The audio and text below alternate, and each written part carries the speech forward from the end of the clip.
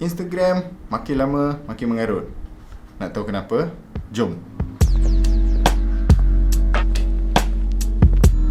3 minggu lepas, pada 1 Julai 2021, the head of Instagram, Adam Mosseri, menerusi Twitter mengumumkan bahawa Instagram bukan lagi sebuah aplikasi untuk berkongsi gambar.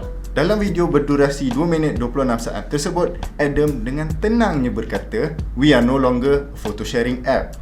Yes, he literally said that. And I want to start by saying we're no longer a photo sharing app or a square photo sharing app. Katanya, Instagram akan memfokuskan pada 4 bahagian utama: creators, videos, shopping and messaging.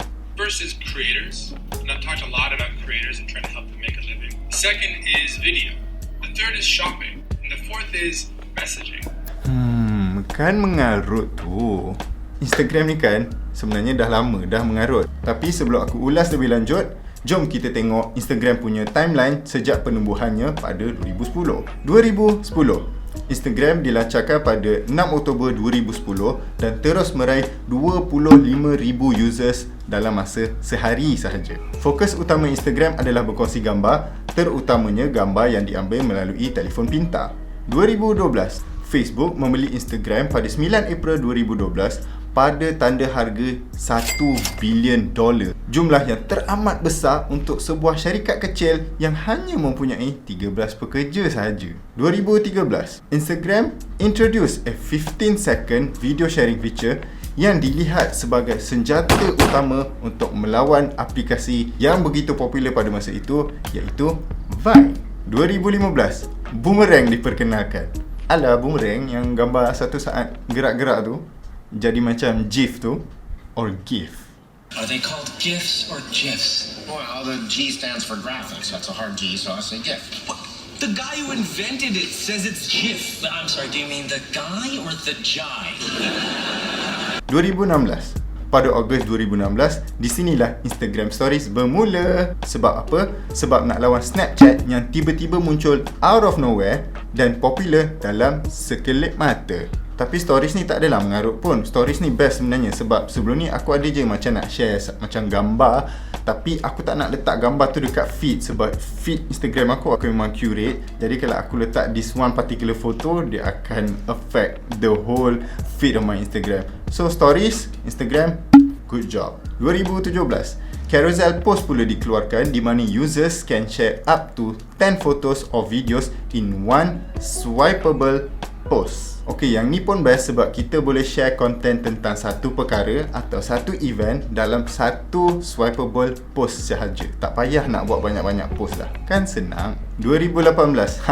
Kat sinilah dia dah start mengarut. IGTV mula diperkenal kepada pengguna dan sampai hari ni aku masih tak faham the relevance of IGTV. Seriously, siapa je tengok IGTV? Instagram, are you trying to compete with YouTube? 2020, Instagram Shop and Reels. Yang ni paling tak boleh belah. I don't know about you, but I don't want to use my Instagram to shop. Kita kan dah ada Shopee, Lazada. Paling bengang sekali siap ada shopping tab dekat bawah tu yang kita tak boleh nak buat apa. Reels ni lagi satu, tiba-tiba je muncul and layout dia, ya Allah, sebiji sama macam TikTok, okay?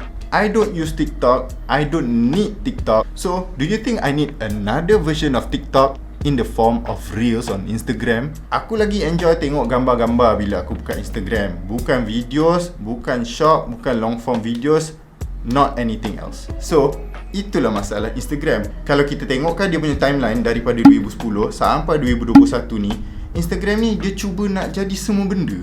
Mula-mula dia stand alone photo sharing app. Lepas tu dia cuba nak jadi Vine, dia cuba nak jadi Snapchat, dia cuba nak jadi YouTube, dia cuba nak jadi Shopee, Lazada. Lepas tu dia nak jadi TikTok pula. So kau bayangkan Instagram ni merupakan gabungan Vine, Snapchat, YouTube, Shopee, Lazada dan TikTok all into one app. Tak keserabut tu. Makin lama memang makin mengarut. Ini confirm sebab dia ikut jejak langkah Big Brother dia, iaitu Facebook. Korang tengok je lah Facebook tu macam mana. Macam-macam benda ada, semua feature dia nak letak sampai jadi serabut, sampai orang datang nak pakai dah Facebook. And then algorithm. Oh, bila cakap pasal Instagram punya algoritma ni, memang makin lama makin meripik, makin mengarut. Sekarang ni, gambar yang dibuat naik ke feed makin lama makin tenggelam. Reach makin berkurangan, likes apatah lagi, komen pun hamba guys. Kau tengok je lah gambar latest yang aku post ni. It barely hit 150 likes, okay? Kalau nak dilihatkan pada bilangan followers aku, iaitu 5,889 semasa video ini dirakam, 134 like tu sebenarnya dalam 2.03% je. 2.03% sikit gila kot. Itu gambar latest. Gambar yang sebelum-sebelum tu, gambar sebelum tu 79 likes, sebelum tu lagi 153 likes, sebelum tu lagi 126 likes, lagi 84, 98, 147. Kau nampak tak betapa sikitnya likes yang aku dapat? Tapi yang peliknya, gambar yang ada muka aku ni banyak pula dapat likes. Yang ni 326 likes, yang ni pula 339 likes. Tapi itu je lah. Gambar-gambar lain semua memang... Lagi satu yang aku panas, Adam dalam video tu dia ada mention pasal video. So aku cubalah post a few reels to see how they will perform. Reels Saloma Bridge aku 60 likes, 600 view. Reels KLCC 90 likes, 947 views. What is going on Instagram? Yang kelakarnya, reels pertama aku je dapat almost 4,000 views. Mungkin sebab first time aku buat reels, so jadi Instagram ni dia macam nak bagi macam some sort of moral booster. So dia promotekan konten aku ni kepada orang ramai supaya dia akan bagi semangat dekat aku untuk terus gunakan platform dia untuk terus buat reels. Tapi hakikatnya, makin banyak aku buat reels, makin hamba jadinya. Seorang YouTuber popular dari Canada iaitu Chris Howe ada mengulas lebih lanjut tentang isu ini. Chris Howe berkata bahawa akaun Instagram beliau menerima jumlah engagements yang sama walaupun bilangan followers beliau meningkat dari 150,000 kepada 490,000.